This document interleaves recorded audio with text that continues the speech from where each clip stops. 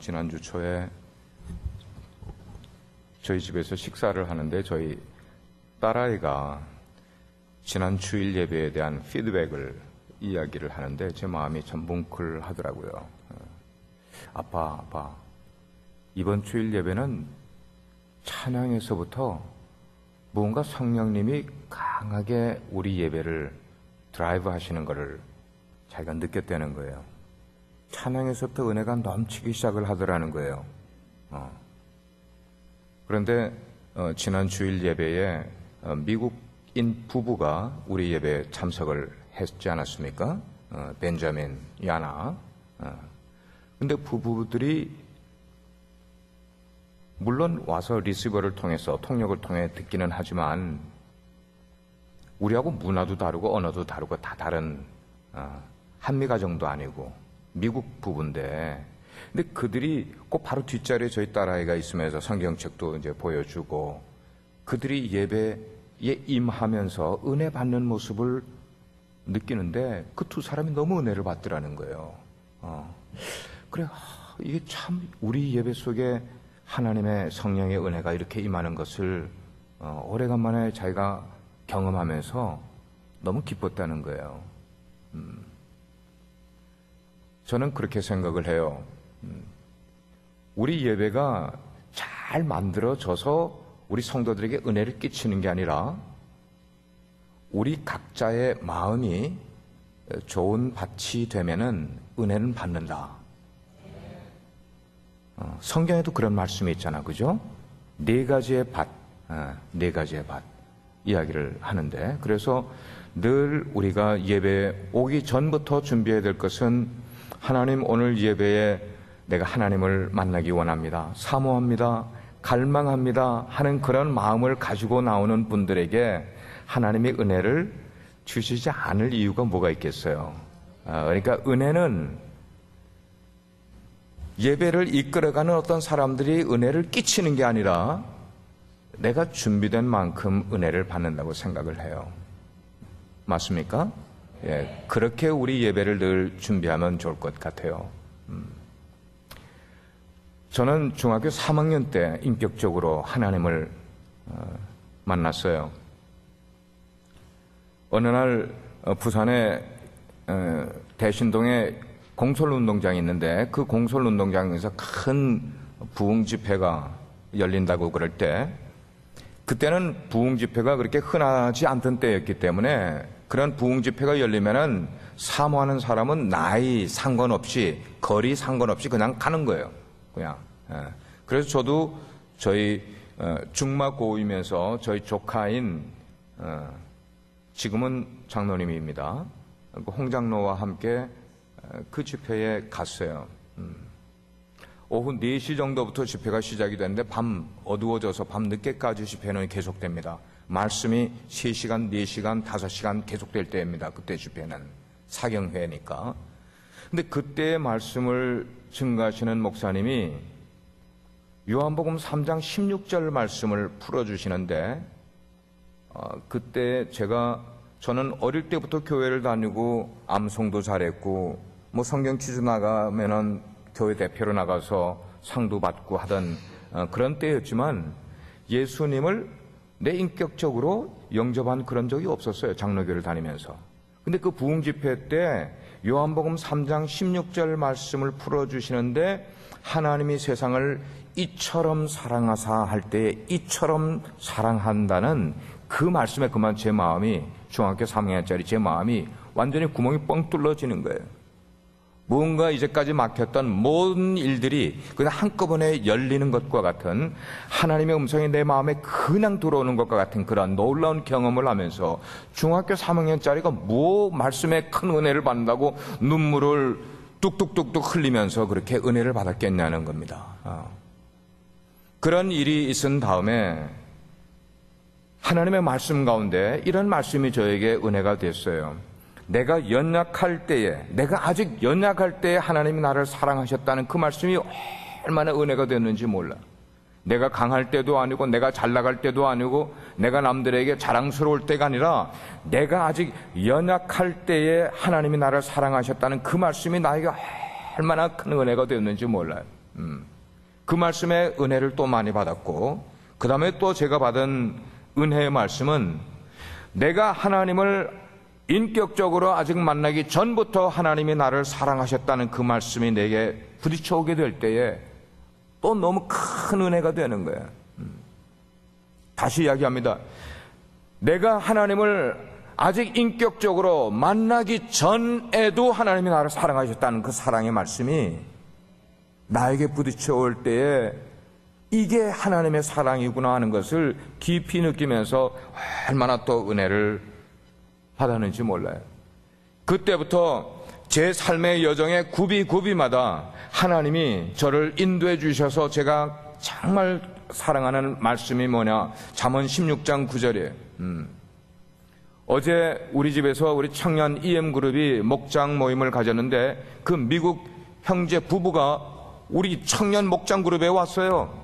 그래서 우리 집을 이렇게 둘러보면서 beautiful, beautiful, 뭐 우리가 생각할 때 우리 집이 beautiful 하지도 않는데 beautiful 하면서 제가 거기다가 결혼하고 미국 이민 수속을 받으면서 시간이 좀 있을 때 한 코 한 코 땀땀이 뜬 그 글이 있어요. 사람이 마음으로 자기의 길을 계획할지라도 그 길을 인도하시는 분은 여호와시라. 잠언 16장 9절. 이게 뭐냐? 이게 뭐냐? 벤자민이 물어봐. 그래, 이게 잠언 16장 9절 말씀인데 내 인생에 굉장히 중요한 영향을 준, 내 인생의 디렉션을 만들어주고 내 인생이 하나님께 붙들린 인생을 살아가는데 큰 영향을 준 말씀이라고 이야기를 하니까 금방 자기 핸드폰을 꺼내더니 말씀을 체크를 하는 거야. 잠언 16장 9절. 그래가지고 와, 그러니 자기는 잠언 13장 5절인가를 너무 좋아하는데 나는 그걸 좋아하냐고. 그 말씀이 저에게 이렇게 많이 은혜가 됐어요. 그래서 내 삶의 여정의 굽이굽이마다 하나님이 개입하지 않는 부분이 없구나 하는 것을 하나님의 말씀의 은혜를 받으면서 제가 깨닫게 되는 거예요. 그 깨닫게 되는 것은 뭐냐? 내 인생의 순간순간 굽이굽이마다 하나님이 내 인생에 개입하지 않는 일이 없다. 이것이 뭐냐? 하나님의 사랑이라는 것을, 저를 향한 하나님의 사랑이라는 것을 제가 깨닫고 나니까 얼마나 이렇게 내 인생 전부가 하나님의 은혜요, 하나님의 축복일 뿐만 아니고, 그리고 내 인생은 하나님의 사랑으로 빚어진 작품이라는 그런 마음의 확신이 내 마음 가운데 있게 되니까 그것이 얼마나 내 인생을 가슴 뭉클하게 만드는지 모른다는 거예요. 내 인생에 슬픈 일이 왜 없었겠어요? 내 인생에 힘든 일이 왜 없었겠어요? 내 인생에 무릎 꿇어야 될 만한 일이 왜 없었겠어요? 그러나 그런 일이 있을 때에도 하나님은 여전히 나를 간섭하고 계시다, 나를 이끌어가고 계시다는 그 확신이 내 마음 가운데 있게 되니까 슬픔도 어려움도 역경도 그냥 이겨갈 수 있는 충분한 능히 그 말씀 가운데 받는 은혜로 이겨나갈 수 있게 되는 것을 깨닫게 되는 거예요. 한마디로 표현하면 저를 향한 하나님의 사랑은 is conditionless, 조건이 없는 그런 사랑, 그것이라는 것을 여러분께 제가 간증을 해요. 저를 향한 하나님의 사랑은 정말 조건 없는 사랑이다.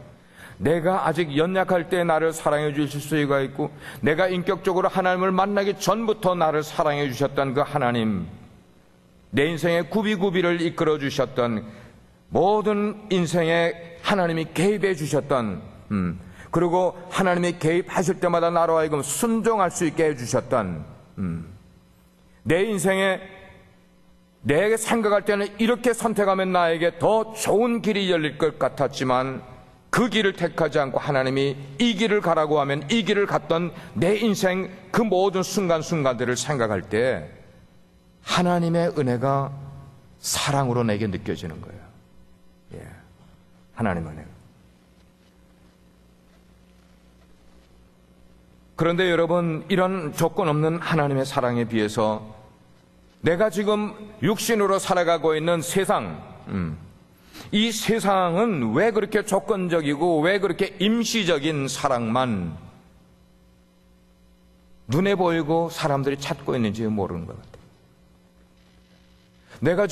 내가 하나님과의 관계 속에서는 그렇게 무한한 사랑을 내가 경험을 하고 있고, 내 조건과 상관없이 하나님이 나를 사랑해 주시는 사랑을 나는 경험하고 있는데, 내 육신의 생명이 살아가고 있는 이 세상 가운데서는 왜 모든 것들을 조건적으로 사랑하려고 하고 왜 임시적인 그런 사랑만 눈에 보이고 느끼게 되냐 하는 거예요.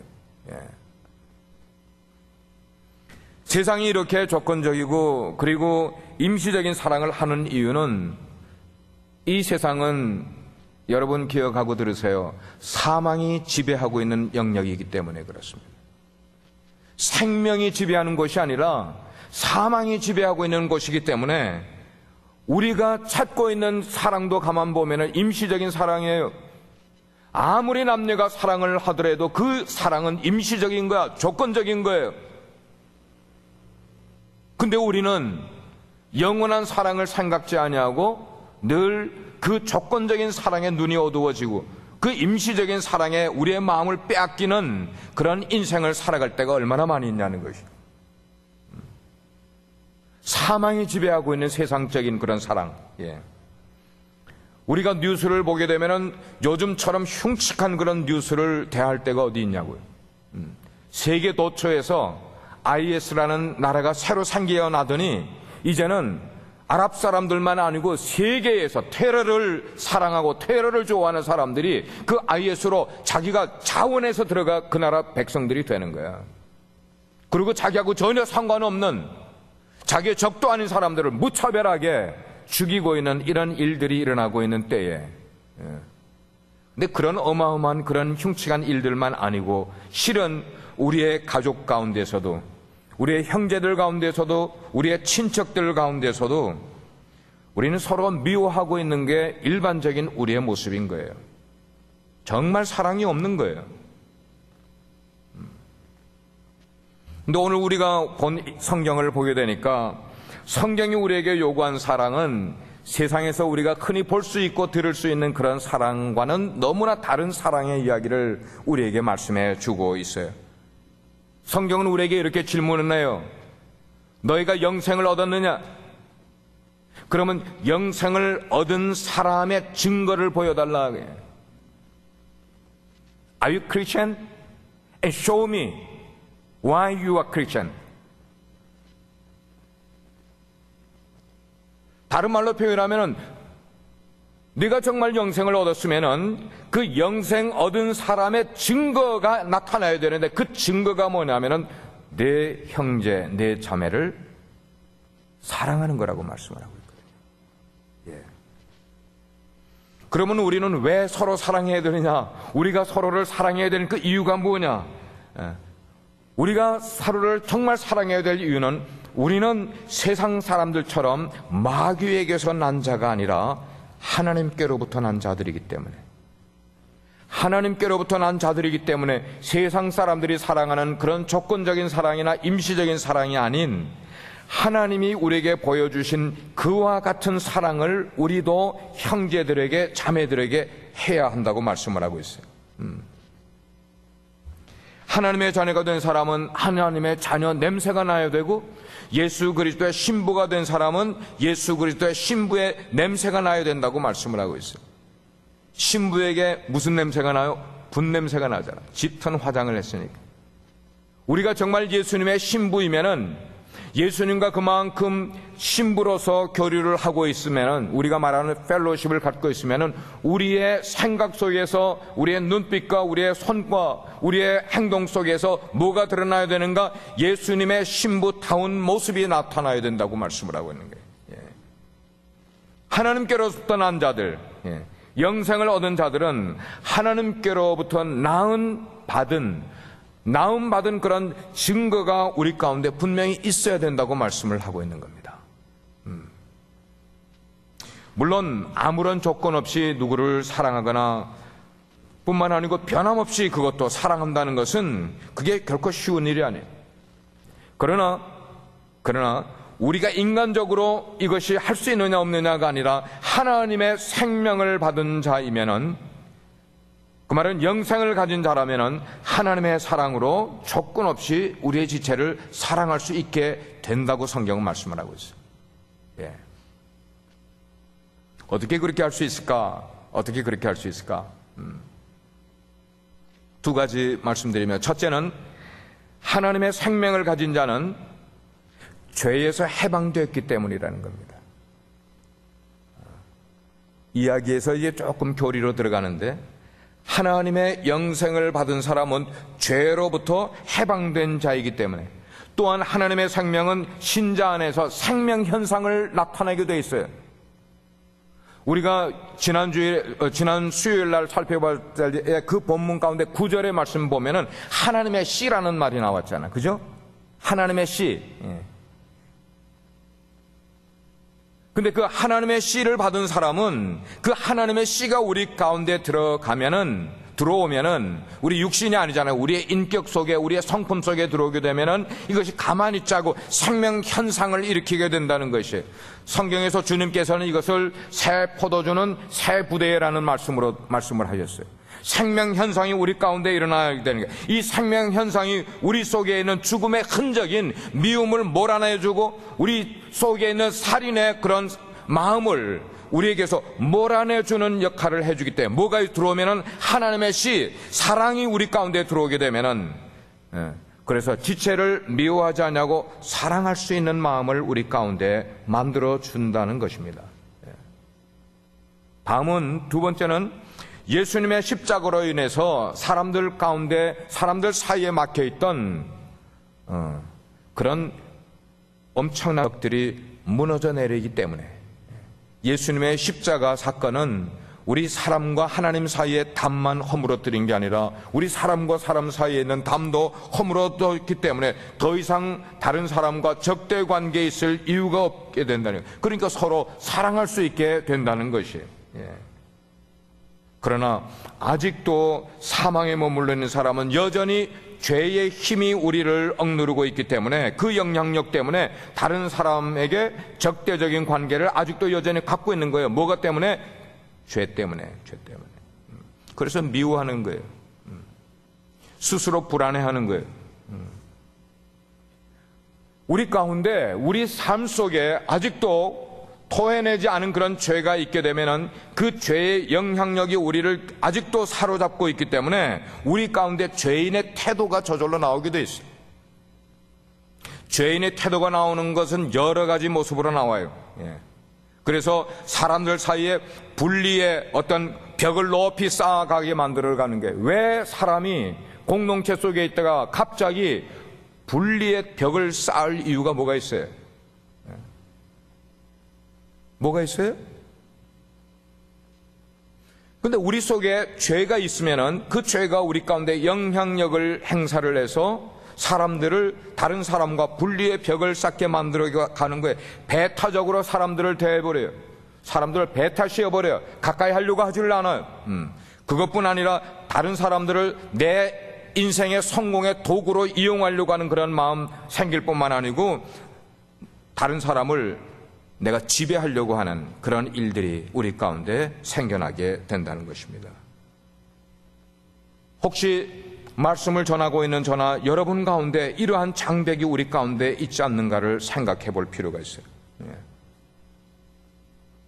넓게 생각하면 지역적인, 어쩌면 계층 간의 그런 장벽이 있지 않는가 생각할 수 있지만, 그러나 좀 더 우리에게 구체적으로 이야기를 하면은 신앙적인 장벽이 우리 가운데 있지 않는가 하는 것을 생각해 볼 필요가 있어요. 신앙적인, 종교적인, 아니면 문화적인 장벽이 우리 가운데 있지 않는가를 한번 생각해 볼 필요. 그러한 장벽이 있게 되면은 우리 사이에 뭐가 생기는가? 불신이 생기게 돼요. 그런 장벽이 있게 되면 우리 가운데 갈등이 생겨 파괴적인 모습이 생기기 시작을 해요. 제가 요즘 여러분들께 카톡으로 하나님의 말씀을 나누다가, 어제 제가 경험을 한 것은, 그 카톡을 나누다가 한순간 제가 왈칵 눈물이 쏟아진 적이 있어요.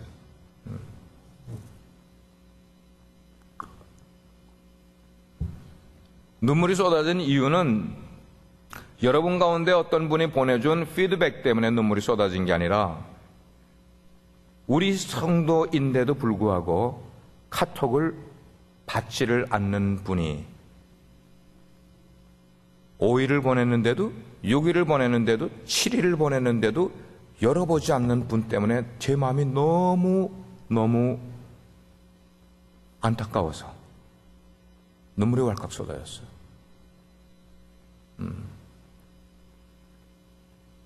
이게 뭐냐면은 왜 하나님의 말씀을 목사가 보내주는데도 열어보지를 않는가? 벽을 쌓고 있기 때문이라는 거예요. 이해가 되세요? 이해가 되세요? 왜 그럴까? 그 속에 미움이 있지 않으면 그럴 이유가 있을까 하는 거예요. 그 속에 미움이 있기 전에는 그럴 이유가 뭐가 있겠어요? 제가 죄를 지었어요? 그분에게? 아니잖아요. 그래서 너무 마음이 안타까워서 눈물이 왈칵 쏟아지면서 그래서 하나님께 기도했어요. 하나님, 제 마음을 더 온유하게 만들어주세요. 네. 온유하게 만들어주세요.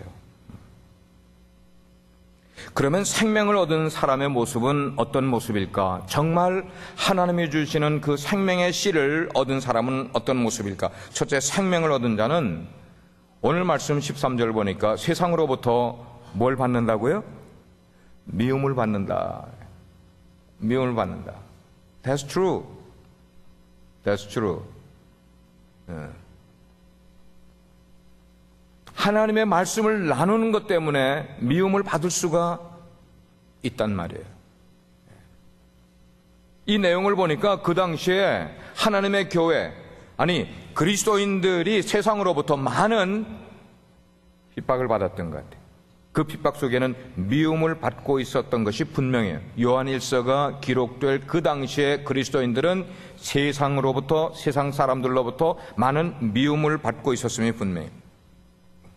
이 서신이 쓰여질 당시에 예수를 믿었던 사람들이 예수를 믿는 가운데도 이해하기 어려웠고 정말 믿기 어려웠던 것, 이상하게 생각했던 것은 왜 내가 예수님을 믿는, 바르게 잘 믿으면 믿을수록 세상으로부터 미움을 더 받게 되는 것일까라는 질문이었어요.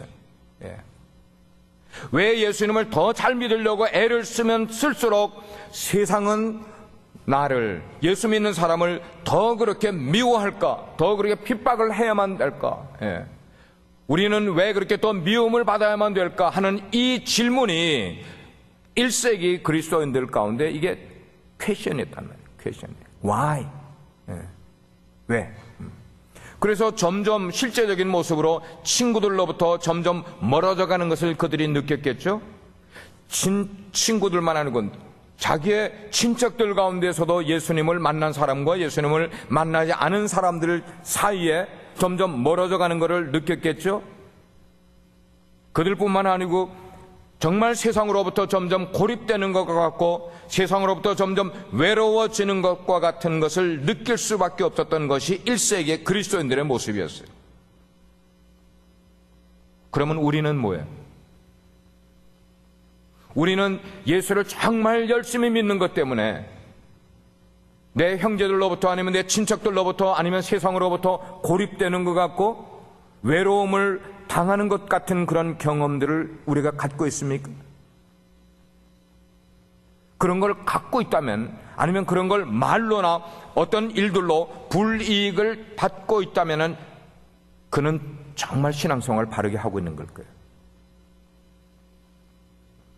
오늘 이 자리에 나오신 우리 성도님들 가운데도 혹시 세상으로부터 여러분들이 미움을 받고 있는 분들이 계시지 않습니까? 하고 제가 질문드리고 있어요. 여러분 가운데 세상으로부터 예수 믿는 것 때문에 만약에 그런 미움을 받고 있다면, 그런 것을 경험하고 느낀다면 혹시 여러분을 찾아오는 카스토머가 여러분이 크리스찬인 것을 알면서 여러분을 싫어한다든지 그런 말을 툭툭 던지고 간다면 여러분들 그런 것들을 전혀 이상하게 여기지 마시고 그것이 굉장히 정상적인 것임을 믿으시길 바라요. 정상적이라는 것은 그렇게 미움을 받는 것이 바른 그리스도인의 모습이 나타났기 때문이라는 것이에요. 우리 주님께서도 세상으로부터 얼마나 미움을 많이 받고 배척을 많이 받으셨는지 몰라. 그러면 주님께서 왜 그런 일을 겪으셨냐는 거예요. 하나님의 아들이 세상을 구원하려고 오신 분인데, 세상 인류에게 사랑을 가르쳐주기 위해서 오신 분인데 왜 그분이 세상으로부터 미움을 받으셔야만 되냐는 거예요. 세상이 예수님을 미워하게 된 결정적인 이유는 뭐냐면은 그분께서 선포하신 메시지 내용 때문이라는 거예요. 뭘 선포하셨는데요? 나는 세상을 구원할 하나님의 아들이라는 선포 때문이었어요. I'm the son of God. 하나님의 아들이라는 그 선포를 하게 되니까 사람들이 미워하기 시작을 하는 거예요. 뿐만 아니고 당신의 온 몸을 다 내어주면서까지 하나님의 사랑을 우리에게 나타내 보여주시는 그것 때문에 예수님은 세상으로부터 미움을 받게 된 것이었어요. 예수님만 미워하신 게 아니라 예수님을 따르는 팔로워들, 사도들 역시 세상으로부터 얼마나 미움을 받았는지 몰라요. 왜? 예수님은 예수님이니까 미움을 받았다고 하면은 예수님을 따르는 그런 팔로워들까지 왜 세상으로부터, 그들이 뭐 세상에 잘못한 게 뭐가 있어요? 남의 거 훔쳤습니까? 남을 때렸습니까? 남의 돈을 어떻게 갈취를 했습니까? 아니에요. 예수님의 사랑을 전하기 위해서 사도들도 얼마나 땀을 흘리며 애를 썼는데도 불구하고 세상 사람들은 그런 사랑을 베푸는 사람을 미워하냐는 거예요.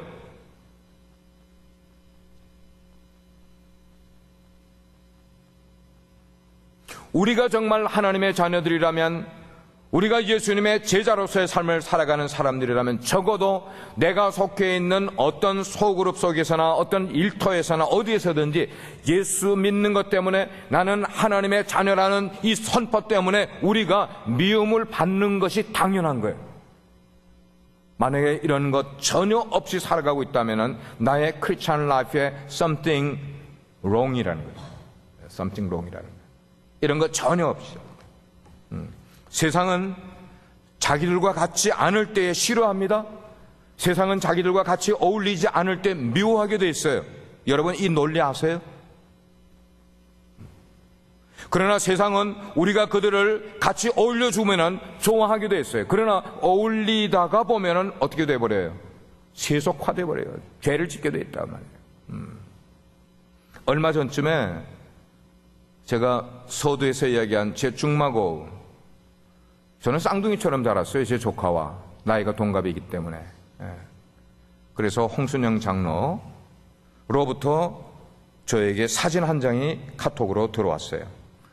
한국에서 신문 기사를 찍어가지고 나한테 보내준 거야. 그러면서 삼촌이 어릴 때, 초등학교 다닐 때 삼촌의 절친이었던 친구에 관한 기사가 났길래 보내준다고 읽어보라고.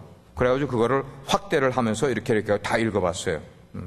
그 타이틀이 뭐냐면은 그는 노동자를 위해 평생 헌신한 자였다 하는 타이틀로 글이 있었어요. 제 초등학교 4, 5, 6학년 때 절친 김기원 교수의 죽음에 관한 기사가 났어요. 그는 경남중학교, 저하고 초등학교 같이 다니는 경남중학교, 그 다음에 경남고등학교, 서울대 경제학과 수석으로 입학한 친구예요. 그리고 대학 교수가 된 사람이에요. 제 기억에 기원이는 공부를 우리 반에서 1, 2등, 항상 1, 2등 하던 친구였는데 왜 그렇게 선생님한테 미움을 많이 받았는지 몰라. 심심하면 선생님에게 뺨때기를 맞았어, 걔가. 예? 공부 1, 2등 하는 아이인데. 가끔씩 걔네 집에도 놀러 가기도 하고, 우표 수집할 때 우표 서로 이렇게 수집하는 거 바꾸기도 하고, 그런 친구였는데, 어릴 때 선생님에게 그렇게 미움을 받더니 나중에 서울대학을 졸업을 하고 나중에 박사가 되고 교수가 되어서도 너무나 이게 심지가 고든 거야. 그러니까 한국의 그 노동자들의 권리를 주장하는 그런 진보적인 학자의 대표로 역할을 한 거야. 노동자들의 권리를 대변해주는 그런 학자로서의 그런, 그러니까 당연히 보수파로부터 늘 공격을 많이 받는 거예요. 그러나 그가 딱 죽었을 때에 신문 나오는 그 타이틀에는 뭐라고 그러는가 하면 그는 노동자를 위해 평생 헌신한 학자라는 그런 타이틀이 탁 나온 거예요. 비록 세상은 그를 미워하고 그렇게 하였지만 그렇게 미움을 받은 인생을 살았지만 그는 크리스찬이었어요. 그러니까 이제 친구였지, 저하고도. 그렇게 해서 하늘나라로 간. 성도들 가운데는 어떤 사람들은 이런 생각을 갖고 있는 사람이 있어요. 우리가 세상과 가까이 하지 않고는 세상 사람들에게 전도할 기회를 가질 수가 없기 때문에 우리가 때로는 세상과 그리고 세상 사람들과 가까이 해야 돼. 같이 되려고 노력을 해야 돼. 그래야 전도가 되기 때문에 라는 말을 하는 사람들을 들어요. 그럴듯하게 들리는 말이에요, 여러분. 그럴듯하게 들리는 말이에요. 그렇지만 어찌되었든지 성도가 세상과 같이 되어야 된다는 것은 전적으로 이건 잘못된 말씀이에요. 세상과 같이 되어서는 안 되는 거예요. 안 되는 거예요. 넘어가는 거예요. 만약에 우리 성도가 세상과 다를 것이 없다면은 그들이 우리에게 무엇을 보겠어요? 우리가 세상과 다를 게 없으면 그들에게 우리가 보여줄 게 뭐가 있겠냐고요. 이 교회로 오기 전에 저쪽 교회에 있을 때 어떤 한 분이 부부가 찾아왔어요.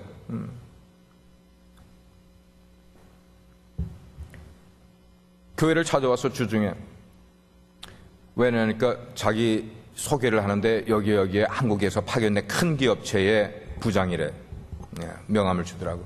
근데 그 사람이 저를 찾아와서 부탁하는 게 뭐냐면은 이 교회를 통해서 목사님이 자기에게 영주권을 만들어주면은 교회에 몇만 불을 헌금을 하겠다는 거예요. 이게 실제적으로 딜이 들어온 거예요, 저에게. 그래서 제가 그분에게 리빙 그 교회 거기 복도에 그 소파가 있는 데서 앉혀가지고 제가 설명을 해줬어요. 만약에 선생님이 입장을 바꾸어서 생각을 해보십시오.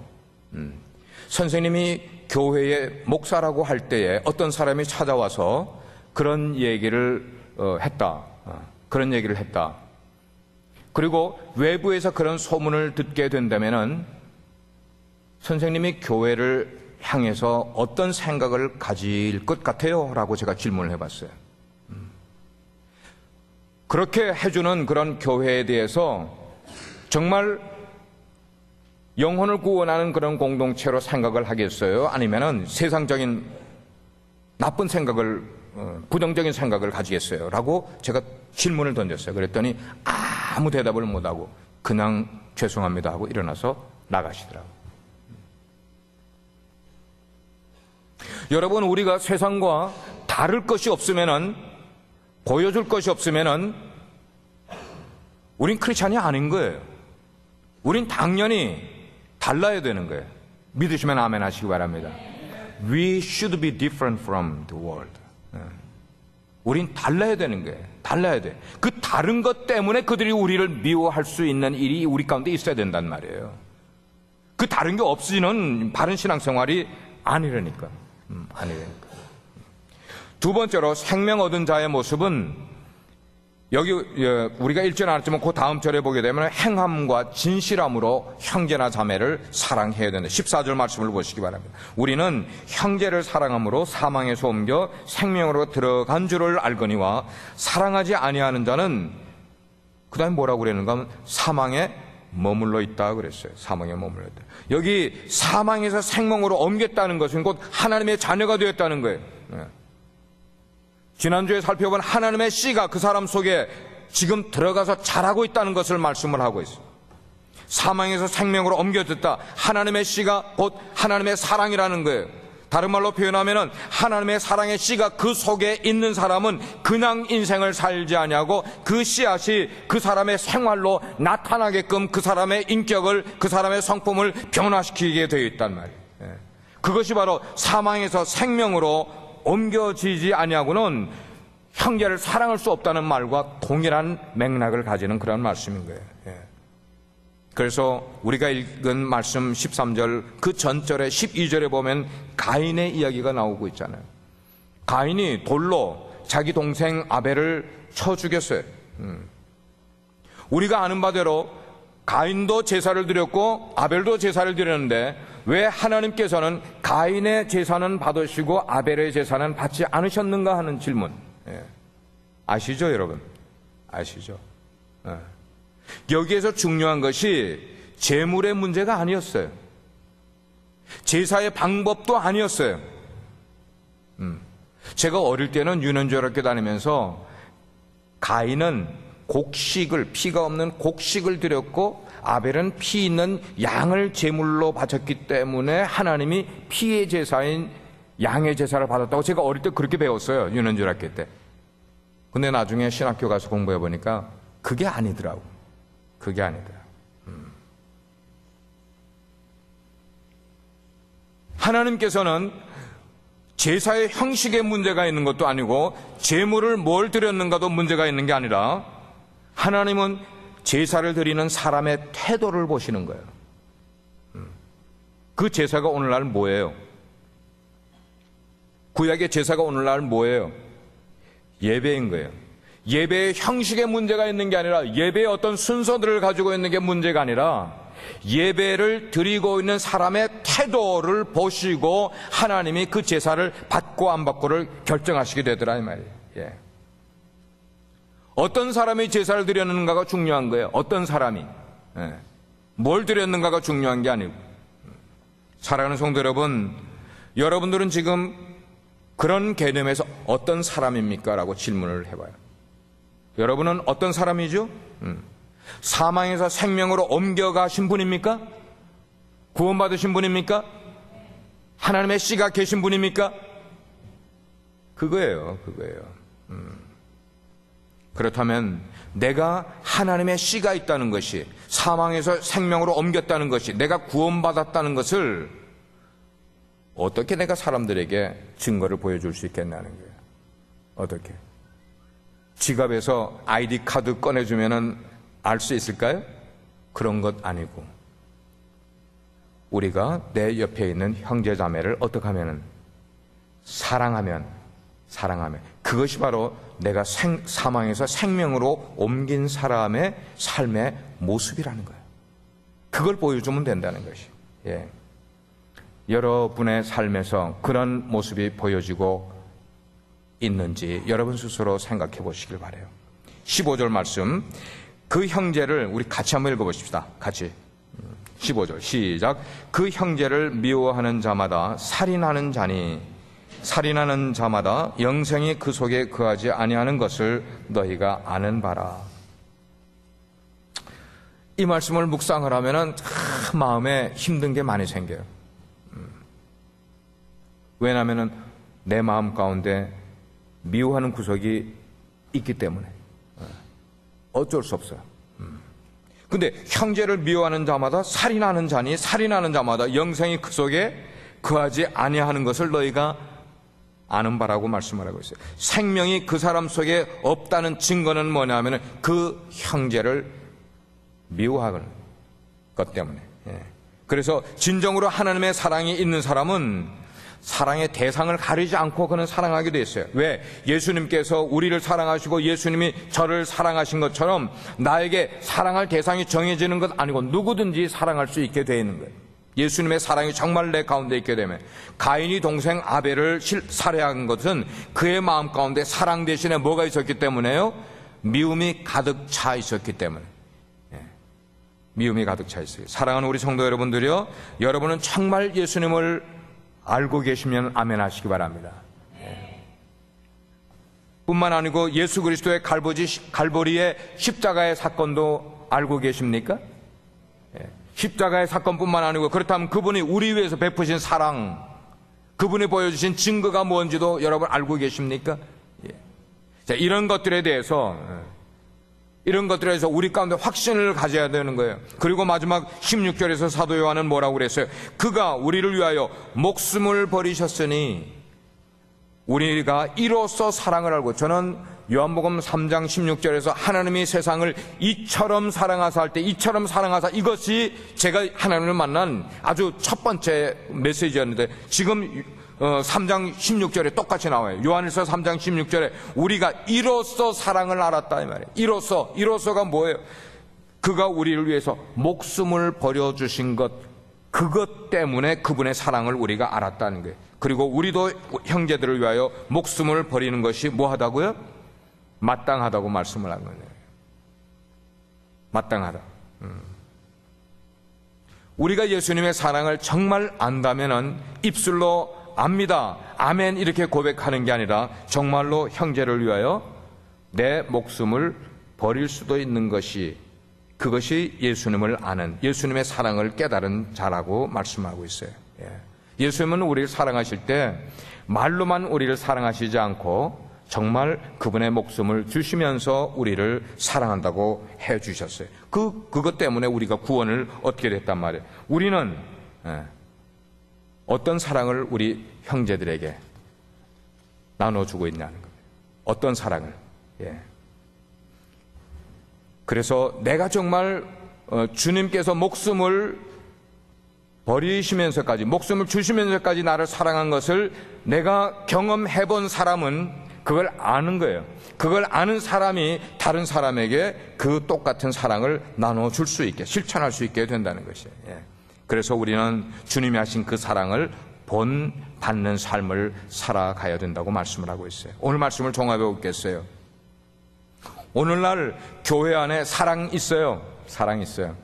사랑이 있기는 있는데 예수님처럼 목숨을 건 그런 사랑은 별로 없는 것 같아요. 제가 목회를 시작을 하면서 그런 공동체를 꿈꿨었어요.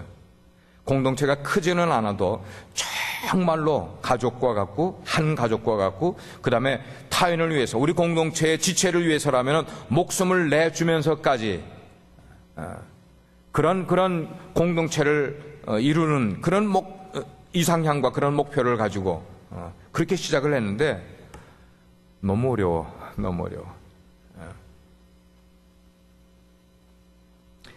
우리는 주님을 위해서 목숨 건 사랑을 하고 있습니까? 아니면은 주님이 너무 구체적으로 나타나지 않으면 우리는 교회를 위해서 목숨 건 사랑을 하고 있습니까? 우리는 하나님 나라를 위해서 목숨 건 사랑을 하고 있습니까? 아니면 내 옆에 있는 형제 자매들을 위해서 목숨 건 사랑을 공동체 속에서 하고 있습니까? 여러분, 예수 믿는 것이 어려운 이유가 왜인지 아세요? 정말 예수 믿는 것은 목숨을 걸어야 되기 때문에 어려운 거예요.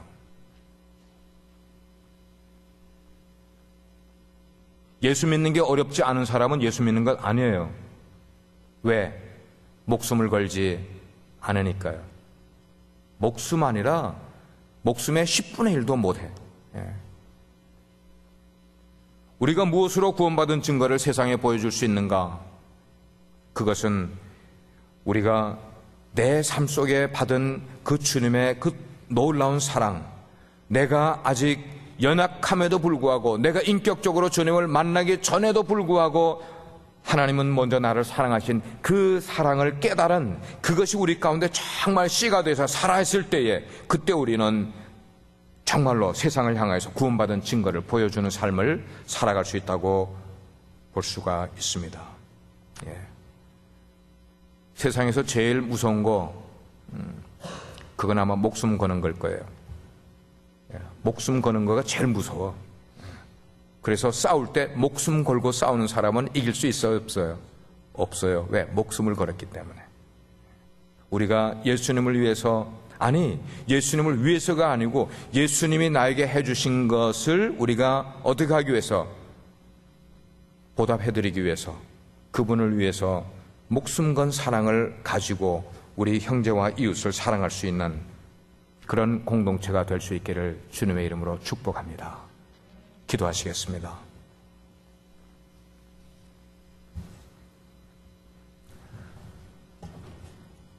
사랑하시는 주님, 우리는 늘 하나님의 사랑이 갈급하고 주님의 은혜가 그립습니다. 그러나 늘 그렇게 은혜가 그리워하고 그리고 사랑이 갈급하지만, 그러나 정작 우리가 하나님을 사랑하는 것, 그것은 너무나 부족함을 고백합니다. 오늘도 우리가 말씀을 통해서 우리 가운데 정말 행함과 진실함으로 우리의 형제와 자매를 사랑할 수 있는 마음을 우리 가운데 심어주시기 원하옵고, 그런 사랑에 하나님의 씨가 우리 가운데 심겨지게 될 때에 그것이 우리 가운데서 생명의 역사를 만들어 가실 수 있도록 주님, 우리의 마음을 주님께 내어드리기를 원합니다. 주님, 우리 마음 가운데 오셔서 우리 마음을 사용해 주시옵소서. 주께서 우리의 마음을 사로잡아 주시고 그 사로잡아 주신 것이 우리의 마음에 큰 은혜가 되게 하시고 우리 세상의 두려움도 우리 세상에 있는 근심도 좌절도 다 잊어버리게 하시고 아니 사라지게 하시고 오직 주님의 마음이 우리를 가득 채워서 우리가 세상을 승리할 수 있도록 주여 인도해 주시옵소서. 예수 그리스도의 이름으로 기도합니다.